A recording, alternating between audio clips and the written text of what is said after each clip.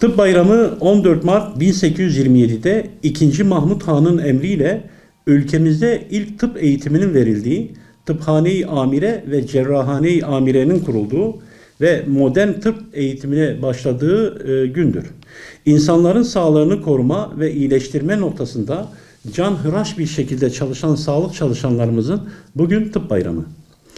Hazreti Muhammed Aleyhisselatü Vesselam bir hadisinde sağlık vücutları sağlam olanların başına konmuş bir taçtır düsturuyla kıymetli hekimlerimiz ve fedakar sağlık çalışanlarımız hastalarının gözlerinin içine bakarak dinleyin ve onlarla yüreğinizi açarak konuşun hükmünce kendi vazifesinin bilincinde olan huzurlu bir ruh haliyle işini layığıyla yapan doktorlarımız bu şekilde hastasıyla empati kurabilecek ve Rabbinin kendisine vermiş olduğu tıp ilmini ve yine onun rızasını kazanma adına kullanacaktır.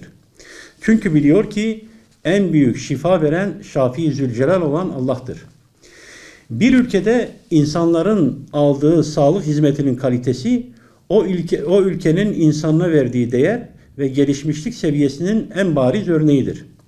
Bu anlamda ülkemizin son yıllarda sağlık hizmetlerinde yakaladığı büyük başarılar takdire şayandır.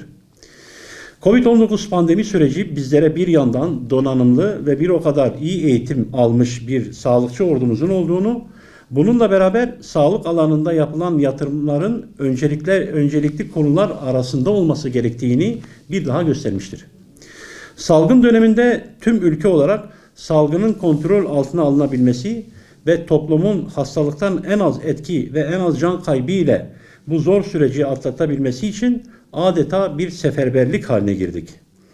Burada en büyük görevi üstlenen doktorlar ve tüm sağlık çalışanlarımızın azimli bir mücadele içerisine girdiğini biliyoruz. Bu süreçte birçok sağlık çalışanımızın maalesef hayatlarını kaybettiğine ülke olarak şahit olduk.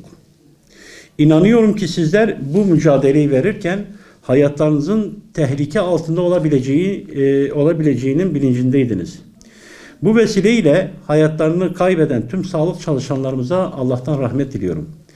Tüm bunlar ortadayken sağlık çalışanlarının daha iyi fiziki şartlarda çalışabilmeleri için gerekli adımların atılması elzemdir.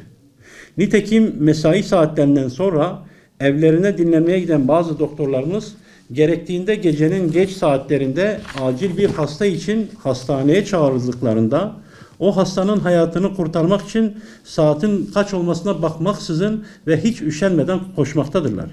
Çünkü görevlerinin kutsiyetine inanan hocalarımız hayat kurtarmak için gösterdikleri fedakarlık ve saatlerce süren mesailerde Allah'ın izniyle kurtardıkları insan hayatından sonra gözlerinde okunan mutlulukları ancak kutsallıkla açıklanabilir.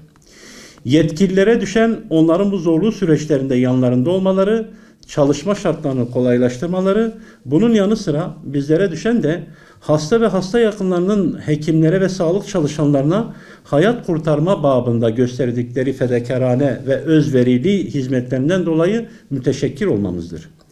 Bundan dolayı sağlıkta şiddet olaylarının bir daha yaşanmaması en büyük dileğimizdir. Bunun önlenebilmesi adına gerekli tedbirlerin alınması, sağlık çalışanlarına ve hekimlerin haklarının verilmesi, çalışma şartlarının iyileştirilmesi için gerekli çalışmaların yapılması temennisiyle 14 Mart Tıp Bayramı'nı tüm sağlık çalışanlarımıza huzur ve başarılar getirmesini Yüce Rabbimden niyaz ediyorum.